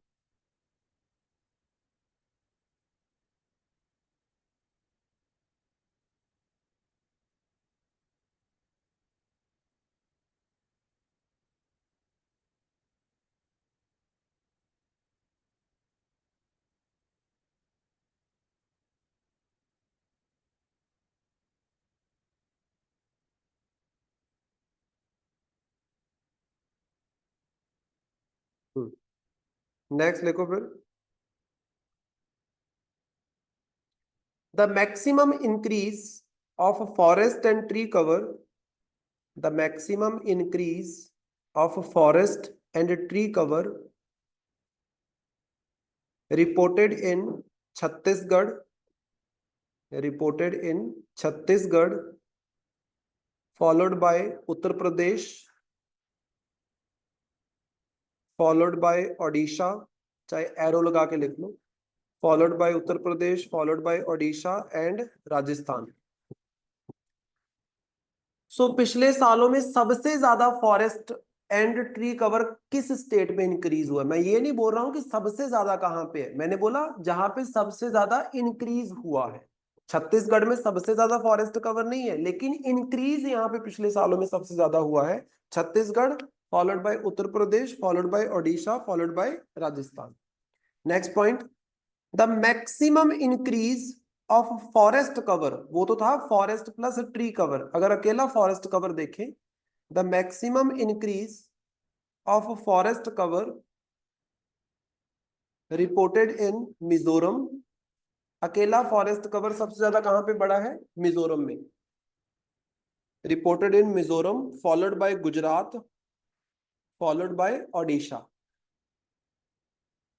अगर forest cover plus tree cover एक साथ देखोगे, जो कि हमारे देश का टोटल 25% बनता है, वो सबसे ज्यादा कहां पे बढ़ा है, तो वो छत्तीसगढ़, उत्तर प्रदेश, ओडिशा, राजस्थान में। अगर सिर्फ वो फॉरेस्ट देखो, जो कि हमारे टोटल देश की लैंड का 21.7% था, वो कहां पे सबसे ज्यादा बढ़ा है, तो वो बढ़ा है आपका मिजोरम, गुजरात एंड ओडिशा में। Next point, the largest decrease, the largest decrease of forest cover, जहां पे कम हुआ है सबसे ज्यादा, the largest decrease of forest cover reported in Madhya Pradesh, followed bye Karnataka, followed by Ladakh and Nagaland. तो सबसे ज्यादा फॉरेस्ट का जो कटौती आपको होता हुआ देखने को मिल रहा है, जहां पे फॉरेस्ट कट रहा है, फॉरेस्ट कम हो रहा है, तो सबसे ज्यादा कम कहां पे हो रहा है, मध्य प्रदेश में। दूसरे नंबर पे कर्नाटका, तीसरे नंबर पे लद्दाख, चौथे नंबर पे नागालैंड। मध्य प्रदेश में सबसे ज्यादा फॉरेस्ट कम हो रहा है, लेकिन वैसे एरिया वाइज प्रेजेंटली देखोगे सबसे ज्यादा फॉरेस्ट है भी कहाँ पे, मध्य प्रदेश में, लेकिन खतरे में है, क्योंकि सबसे ज्यादा कम भी हर साल यहाँ पे हो रहा है। तो अगले कुछ सालों तक ये सबसे ज्यादा फॉरेस्ट वाला स्टेट नहीं रह पाएगा, अगर ऐसे ही कम होता रहा तो। मध्य प्रदेश का एरिया बहुत ज्यादा है, तो बहुत एरिया फॉरेस्ट के अंदर कवर्ड है।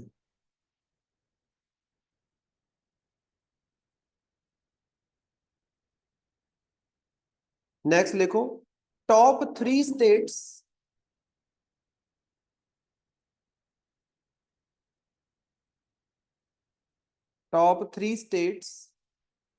having largest forest cover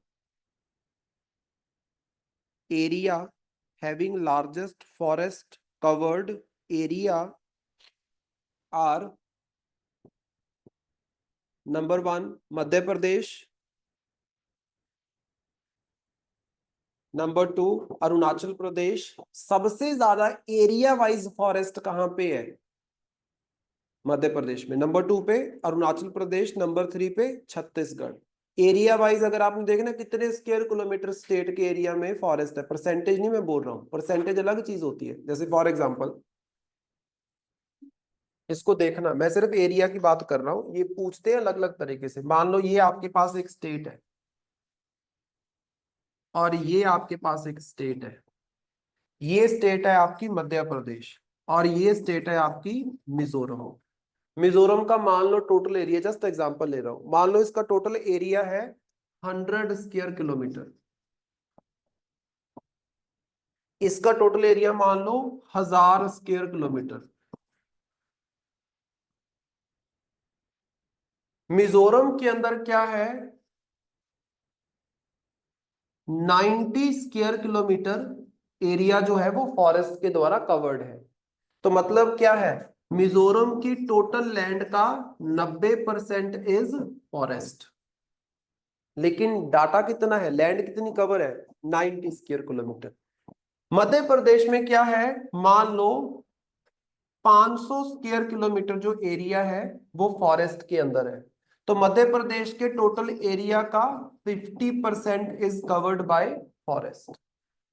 तो अगर एरिया वाइज देखोगे तो मध्य प्रदेश में ज्यादा एरिया है जहां पे फॉरेस्ट है, लेकिन अगर स्टेट की परसेंटेज वाइज देखोगे तो उसके टोटल एरिया का 50% फॉरेस्ट है, इसके टोटल एरिया का 90% फॉरेस्ट है। तो परसेंटेज में पूछोगे तो मिजोरम पहले आ जाएगा, अगर एरिया वाइज पूछोगे तो मध्य प्रदेश पहले आएगा। डिफरेंस है ना, समझ रहे हो? एक तो है कि स्टेट के टोटल एरिया का कितना परसेंट फॉरेस्ट से कवर है, तो वो तो 90% है मिजोरम में, इसमें 50% ही आप बोल सकते हो। एक है कि स्टेट का कितना एरिया कवर्ड है, हाउ मच स्क्वायर किलोमीटर्स या हेक्टेयर्स कवर्ड है, तो उसमें तो मध्य प्रदेश बहुत पीछे रह जाएगा क्योंकि उसका टोटल एरिया 100 स्क्वायर किलोमीटर है, यहाँ पे 500 स्क्वायर किलोमीटर से ज्यादा फॉरेस्ट है। ठीक है, तो यहाँ पे मैं लिखवा रहा हूँ आपको कि मध्य प्रदेश में एरिया वाइज सबसे ज्यादा फॉरेस्ट है, और ये कोई छोटा मोटा नहीं, मैंने तो छोटी एग्जांपल ली है। 77,000 स्क्वायर किलोमीटर से ज्यादा फॉरेस्ट है यहाँ पे मध्य प्रदेश में, 77,000 स्क्वायर किलोमीटर से ज्यादा फॉरेस्ट है। फिर उसके बाद लिखो,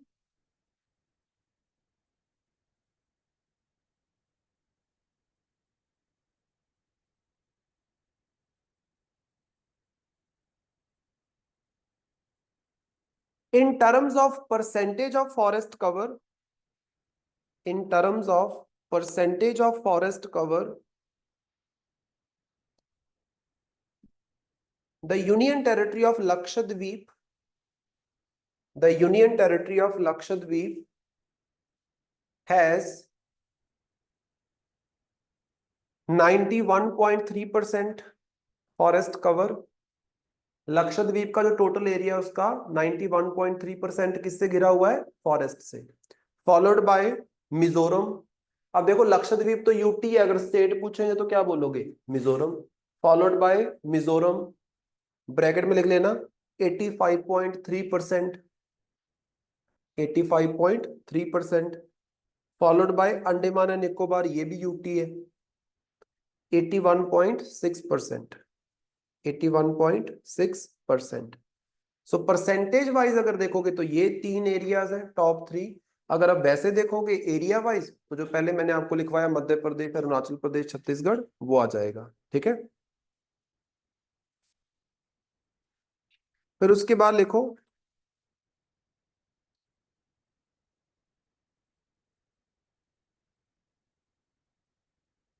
इंडियाज फॉरेस्ट कार्बन स्टॉक, मतलब हमारे जंगलों में कितना कार्बन जो है वो जमा है, आप बोल सकते हो, क्योंकि जितने ज्यादा पेड़ पौधे होंगे उतना वो कार्बन को कंज्यूम कर लेते हैं। ठीक है, हम ऑक्सीजन लेते हैं, ये क्या लेते हैं? कार्बन डाइऑक्साइड ना। तो जैसे हम ऑक्सीजन कंज्यूम करते हैं, ये क्या कंज्यूम करते हैं? Carbon dioxide.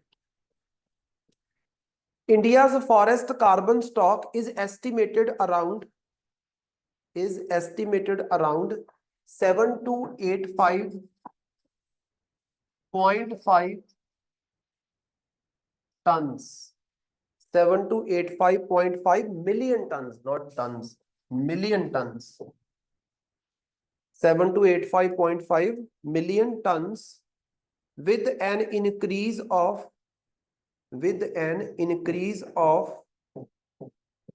81.5 million tons, with an increase of 81.5 million tons compared to ISFR 2021। पिछली रिपोर्ट 2021 में आई थी, अभी 23 में आई है, कुछ कुछ सालों के बाद ही आती है।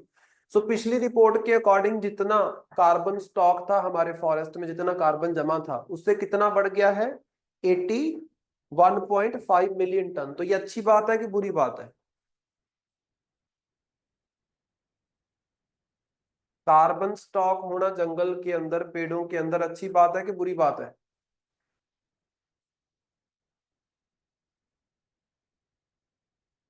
अच्छी बात है। क्यों?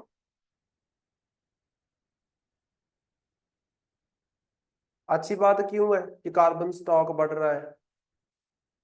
बुरी बात है। क्यों? पता तुम्हें कुछ भी नहीं है, ऐसे तुक्के लगाते हो। क्यों? अगर इन्वायरमेंट के अंदर कार्बन होगा तो वो पोल्यूशन नहीं करेगा, और अगर वो पेड़ के अंदर स्टोर हो जाएगा तो पोल्यूशन से बच नहीं जाओगे तुम। तो अच्छी बात है कि बुरी बात है? अच्छी बात है। क्यों अच्छी बात है? क्योंकि इन्वायरमेंट का कार्बन जो है वो पेड़ों के अंदर स्टोर हो रहा है। जो तुम बात करते हो कार्बन न्यूट्रल होने की, वो कैसे हो गए? ऐसे तो हो गए। ऐसा थोड़ी ना, कार्बन न्यूट्रल का मतलब कि तुम प्रोड्यूस नहीं करोगे, प्रोड्यूस तो होगा ही होगा, लेकिन तुम उसको कहीं पे स्टोर कर दोगे।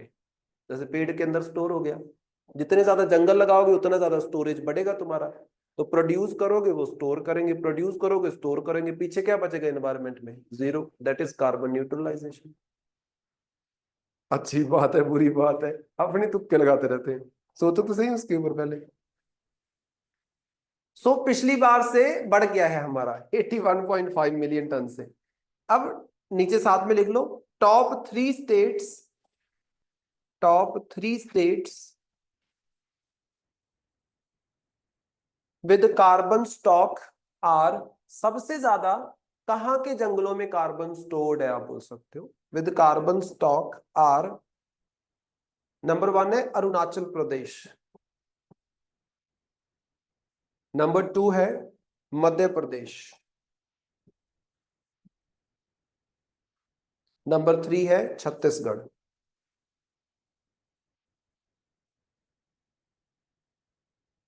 छत्तीसगढ़, ठीक है। नेक्स्ट लिखो, the mangrove cover.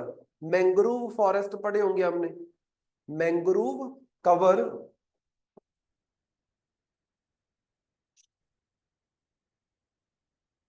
Of India, the mangrove cover of India represents 0.15% of the total geographical area, 0.15% of the total geographical area, comma, it has been decreased, ये कम हो गया है, बढ़ना चाहिए था, कम हो गया, it has been decreased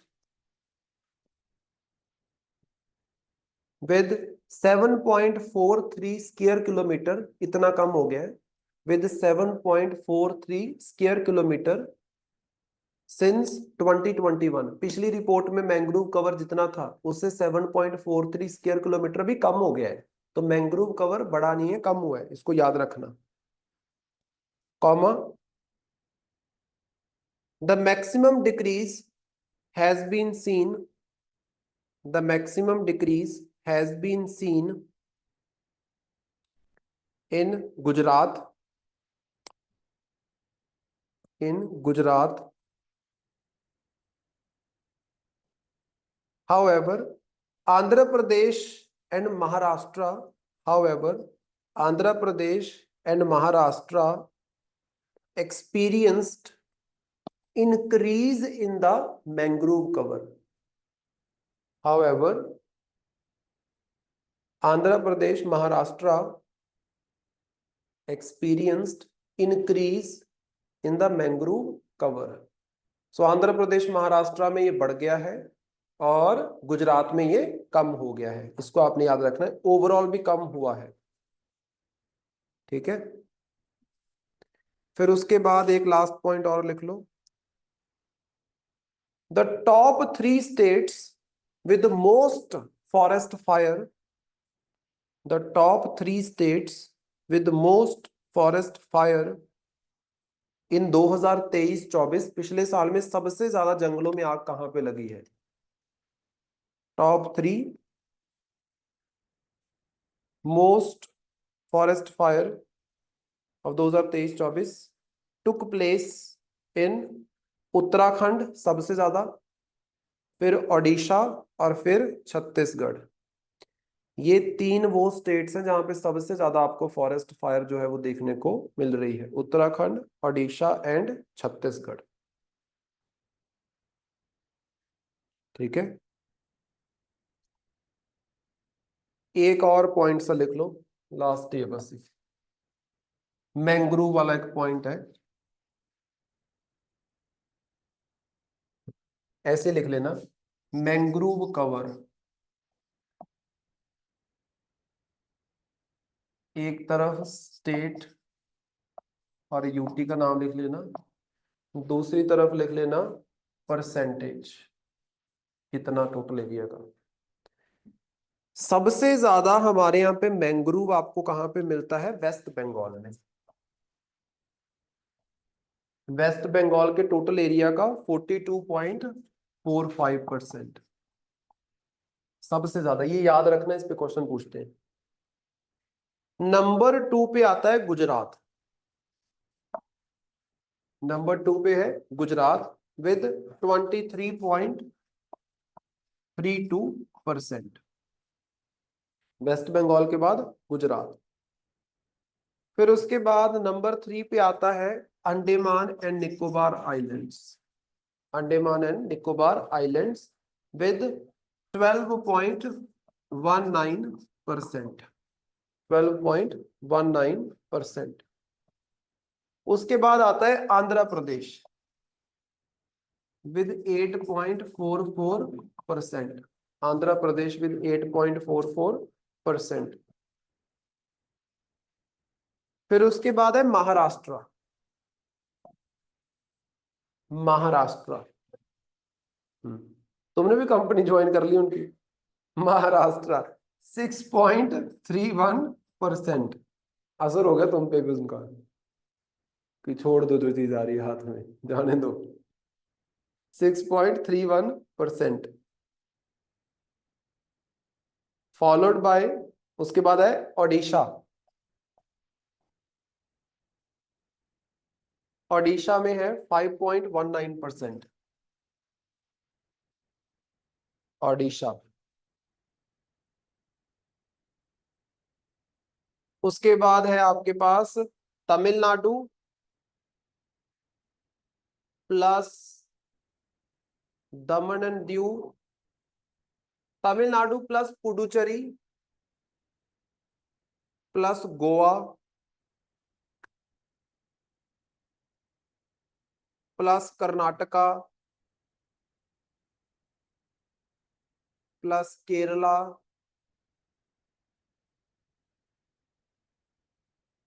उसके बाद है Dadra and Nagar Haveli and Daman and Diu, ये यूटी है ना, Dadra and Nagar Haveli and Daman and Diu. सामने लिख लेना डाटा में, ईच हैविंग लेस देन 1%, हर एक में 1% से नीचे ही है। किसी में 0.6% है, किसी में 0.4% है, तो 1% से नीचे है इन सब एरियाज में। टॉप वाले ये हैं आपके पास 6, वेस्ट बंगाल, गुजरात, अंडमान निकोबार, आंध्र प्रदेश, महाराष्ट्र, ओडिशा। इनको याद रखना 6। बाकी जो बचे हुए हैं सारे के सारे वो क्या है, वो आपके लेस देन 1% है। क्योंकि देखो मैंग्रोव कहाँ पे मिलेगा, समुद्र के किनारे पे। अब समुद्र का किनारा कहाँ कहाँ पे लगता है देख लो, अगर तुम गौर करोगे समुद्र का किनारा इन्हीं एरियाज में लग रहा है। यहाँ पे वेस्ट बंगाल हो गया, फिर ओडिशा हो गया, फिर आंध्र प्रदेश, तमिलनाडु, इधर पड़ता है पुडुचेरी, फिर यहाँ पे हो गया तुम्हारा केरला, इधर हो गया कर्नाटका, फिर इधर हो गया गोवा, महाराष्ट्र, फिर गुजरात।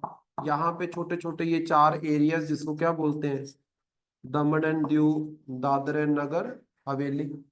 फिर इधर क्या हो गया तुम्हारा, अंडमान एंड निकोबार। इन्हीं एरियाज में आपको मेजर देखने को मिल रहा है, लक्षद्वीप में तो नहीं है। लक्षद्वीप में नहीं है, सिर्फ इन्हीं एरियाज में है। ये लक्षद्वीप में तो कोरल वगैरह ज्यादा आ जाता है, तो वहां पे नहीं आप बोल सकते। ठीक है, तो ये आपको पता होना चाहिए। दैट्स इट, यहां तक करते हैं, बाकी फिर हम करेंगे नेक्स्ट क्लास में। यहां तक समझ आया? ठीक है जी।